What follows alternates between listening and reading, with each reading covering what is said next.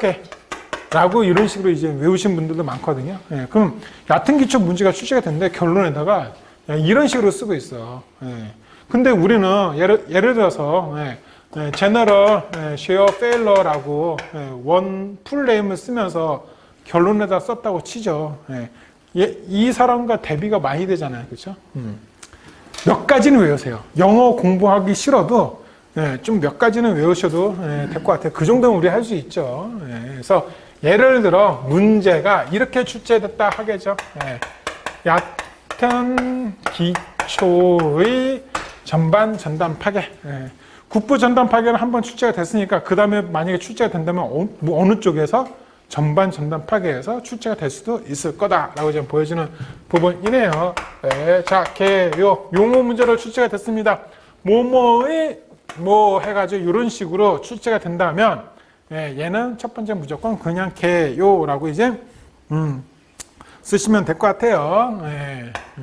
키워드가 전면적 전단 강도 발휘입니다.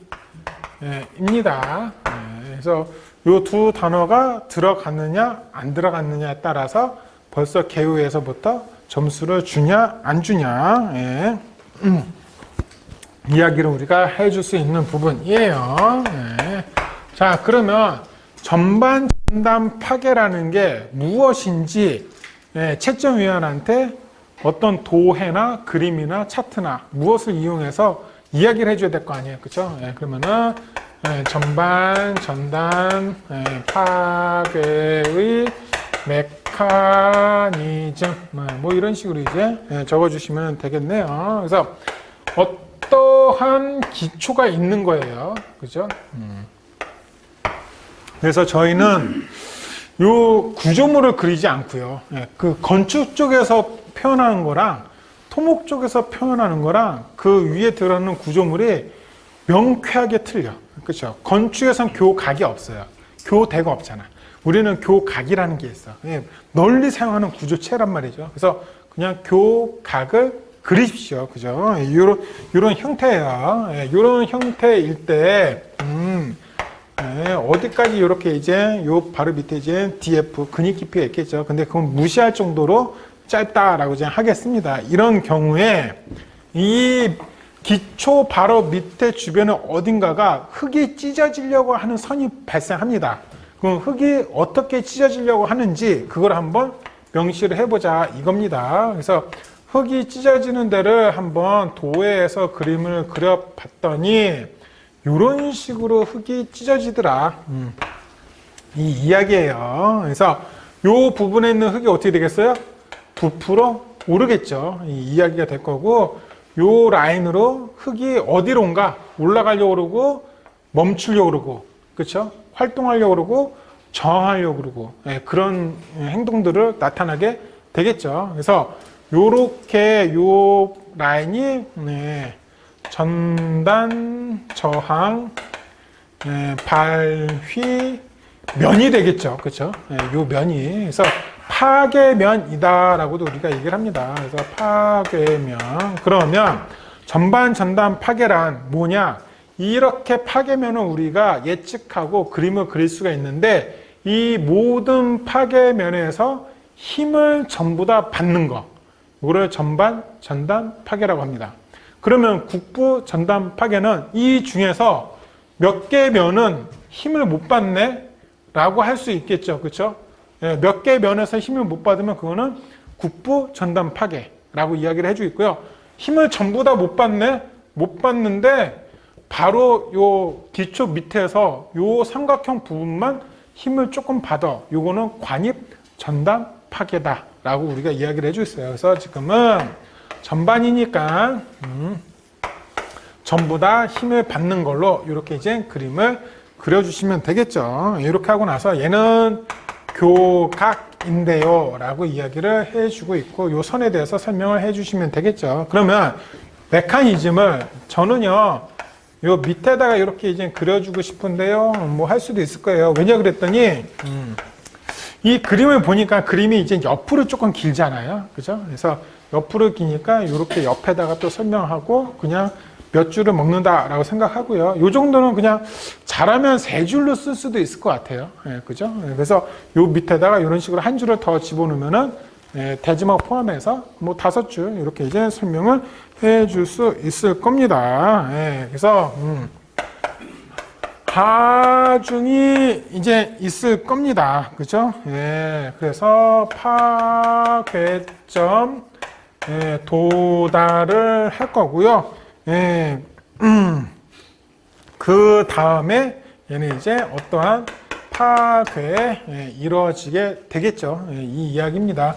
근데 이 말은 뭐 그렇게 어렵지는 않은데 좀 이해를 할 필요성은 있어요. 예, 이거를 어디서 저는 이제 설명할 거냐 그랬더니 이 메커니즘에서는 그림과 차트를 그렸으니 이 특징에서 뭔가 그래프적으로 또 추가로 설명하면 좋겠죠. 그래서 특징을 적을 건데 뭐에 대한 특징이냐 그랬더니 전단 파괴를 예, 당신은 A를 물어봤지만 저는요 네가 물어보지 않은 국부 전단 파괴랑 예, 특징 비교를 할 수 있는데요 라고 답안지를 쓸 수 있겠죠. 그래서 특징 비교라고 이제 이야기를 해 주시면 될 것 같네요. 그래서 간단하게 특징 비교는 뭐 많이 써줄 필요 없어요. 예. 몇 줄을 써주면 참 좋을까요, 송 선생님? 오늘 좀 많이 괴롭혀서 제가 아까 전에 오전에도 다시 그 숙제 검토 봤는데 제가 좀 죄송하게 막 뭐라 그랬어요. 조금 약간 짜증 내면서. 그래서 좀 오늘 화를 좀 풀어줘야 돼요, 제가. 몇 줄을 쓰면 될까요, 내용을? 아, 4줄. 왜 4줄일까요, 그러면? 예, 비고에다 그래프를 그릴 거니까. 예, 그래프는 몇 줄 그려라? 4줄 그려라. 그렇죠? 그래서 비고에다 이제 그래프를 그려야 표도 완성하고 표 안에 그래프도 완성하고 예, 그러면은 그래프는 4줄이니까 얘는 하나, 둘, 셋, 4줄 이렇게 적으면은 예, 완벽한 표가 예, 되겠죠. 예, 요 생각을 하고 표를 그리시면은 예, 표 만들기가 조금 더 쉬워. 예, 예, 어버버하면서 비고에다가 어떤 걸 쓸지 미리 결정 안 한 상태에서 어버버하면서 그냥 이 표를 만들잖아요. 3줄이 될 수도 있어요. 근데 3줄을 딱 그리고 나서 아차, 여기 비고에다가 그래프를 그리라고 했는데 그게 갑자기 나중에 생각날 수 있잖아요. 그러면 어떻게 돼? 여기 3줄짜리 그래프가 되는 거야. 짜부가 되는 거죠. 이런 이야기예요. 네. 그래서 9번 전반 네, 얘는 국부. 저희 또 이게 짧게 썼다고 여러분도 짧게 쓰면 안 돼요. 답안지가 전반, 전단, 파괴. 예, 정확한 명치로 쓰셔야 돼. 예, 이렇게 이제 되겠다. 예, 그 이야기가 되겠습니다. 예, 그러면 얘는 가장 중요한 게 항복점이에요. 그래서 전반, 전단, 파괴는 항복점이 있다. 예, 국부, 전단, 파괴는 예, 뚜렷함이 없다. 이렇게 이제 이야기를 해 주시면 될 것 같아요. 예. 최대 강도 크다, 적다. 뭐 이렇게 좀 써주시면 되겠죠. 그래서 여기에 써주시는 거는 보통 이 왼쪽에 비해서 뭐하다 라는 뜻이다라고 생각을 하시면 될 것 같아요. 하중결정 결정이 최대 강도가 크고 있다고 그랬어. 구할 수가 있다고 그랬죠. 그러면은 얘는 하중 그 위에 교각 위에 어떤 하중을 올릴 것인지 내가 결정하기가 좋겠죠. 그래서 하중 결정이 쉽다. 얘는 어렵다. 뚜렷함이 없으니까는 어렵겠죠. 하중 결정을 하는데 얘는 어떠한 토질이냐 라고 했더니 침해사질토. 침해사질토라고 교재에 이렇게 있어요. 근데 얘를 그냥 단순하게 침해사질토라고 답안지를 쓰면 될까요, 송 선생님? 이렇게 물어보니까 또 안 되겠죠. 그럼 여기다 뭘 추가로 쓰고 싶어요? 이렇게 이제 쓰면 되겠죠, 그죠? 그래서 0, 15, 35, 65, 85 이거 우리가 배웠어요. 그래서 65보다 크면은 조밀. 85보다 크면은 매우 조밀. 그래서 뭐 침해사질토니까 이렇게 이제 쓰면은 조밀하겠죠. 그리고 얘는 늦은 사질토나 아니면은 예민점토 같은 경우에는 국부 전단 파괴를 적용한다. 거기 있는 토지를 적용한다. 라고 좀 보시면 되겠죠. 어떠한 세틀먼트가 있습니다. 침하량이에요. 어떠한 하중이 있어요. 이거에 따라서 이런 식으로 그래프가 됩니다. 그래서 얘가 전반, 얘가 국부, 얘가 관입, 이렇게 됩니다. 그래서 이렇게 하니까 딱 정확하게 그래프 들어가게끔 요약 정리가 잘 되어 있죠. 저도 그냥 교재에 있는 거를 요약 정리했을 뿐이에요. 교재는 여러분들한테 설명하기 위해서 주절 이렇게 되어 있는 건데, 분명히 숙제를 하면은 똑같이 컨트롤 C, 컨트롤 V가 돼서 주절 이렇게 오십니다. 이런 식으로 바꾸는 거예요. 숙제를 하실 때는. 자, 그러면 결국은 얘는 지금 무엇을 물어보고 있어요? 파괴를 물어보고 있죠. 그럼 우리는 뭘 해주시면 돼? 어떤 대책을 설정해 주시면 되겠죠. 그래서 전반, 전단, 파괴 시, 파괴 예상시로 합시다. 예상시 대책. 그러면 여러 가지 이제 뭐 대책이 있을 수 있어요. 얕은 기초의 대표적인 기초 방법을 쓰자라 그러면 아까 전에 이야기한 독립 기초냐 아니면 전면 기초냐 이야기를 해주시면 될 거예요. 그죠? 그래서 얘는 독립 기초, 얘는 전면 기초, 이렇게 해주시면 된다라고 하시면 될 것 같아요. 예를 들어 이런 거 쓸 수 있어요. CTC 1.0에서 2.0m 가능하죠. 뿌틴 기초니까 발과 발 사이가 1에서 2m 사이로 하면 좋다. 근데 저도 예전에 이제 독립 기초를 한번 한 적이 있어요. 저희 회사에서. 근데 실제 현장을 가보니까 거기 이제 체육관 같은 거였거든요. 그래서 간격이 한 4m 정도 됐었던 걸로 기억을 해요. 그래서 이게 꼭 맞는 건 아니에요.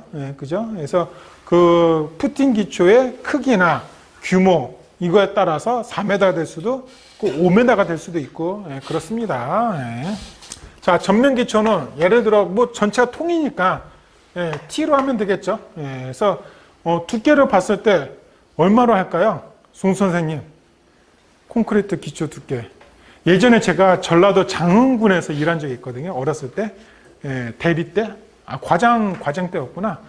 근데 거기 장흥군에 어떤 그 군청의 어떤 직원분이셨는데 단독주택을 지었는데, 단독주택 1층짜리 지었었는데 그 장흥군은 땅도 좋아요. 땅이 이제 뭐 점토 이런 것도 없어. 근데 거기다가 기초 두께를 1m를 했어. 안전한 집을 짓고 싶대. 할 수 있지. 근데 여기다 이제 1m라 그러면 좀 이상하잖아요. 그래서 그런 거 쓰지 마시고, 예를 들어서 대략, 뭐 30cm, 뭐 이런 식으로 이제 쓰시면 될 것 같아요. 자, 뭐 팽이말뚝, 뭐 할 수도 있겠죠. 그래서 뭐 팽이말뚝 같은 거, 뭐 할 수도 있을 거고, 예를 들어 지 반이 그런 대로 괜찮아. 그럼 뭐만 하고 끝낼 수도 있냐? 그랬더니 잡석 치환 뭐 이런 것만 하고 끝낼 수도 있겠죠. 그래서 예를 들어 잡석 치환을 하고 끝날 건데 여기에 대한 그 직경이 있다 그러면은 어떤 잡석의 직경을 나는 쓰군다 라고 뭐 이야기를 해줄 수 있을 거예요. 뭐 저는 25에서 40mm 짜리 한다. 라고 그러면 뭐 이런 식으로 뭐 쓸 수도 있겠죠. 자, 그러면 여기 오른쪽에 조금 빈 공간이 있으니 저는요 팽이말뚝이 뭔지 알아요. 팽이말뚝을 그려서 설명을 할게요 라고 할 수도 있겠네요.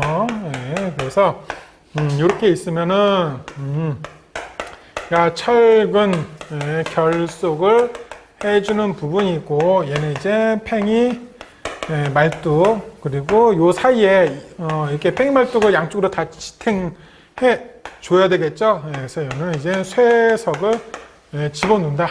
뭐 이렇게 얘기를 해줄 수 있을 거예요. 그래서 메커니즘, 뭐 그리고 특징 비교, 그리고 대책, 그림까지 이렇게 이제 들어가는 답안을 만들어 봤습니다. 국부 전담 파괴나 관입 전담 파괴도 한번 만들어 주시면 되게 좋을 것 같아요. 예. 자, 그러면 우리가 지지력에 대해서 배워봐야 된다. 예. 자, 그래서 얕은 기초에 지지력 산정 절차를 보니까 하지기 상지 이거 적으셨죠?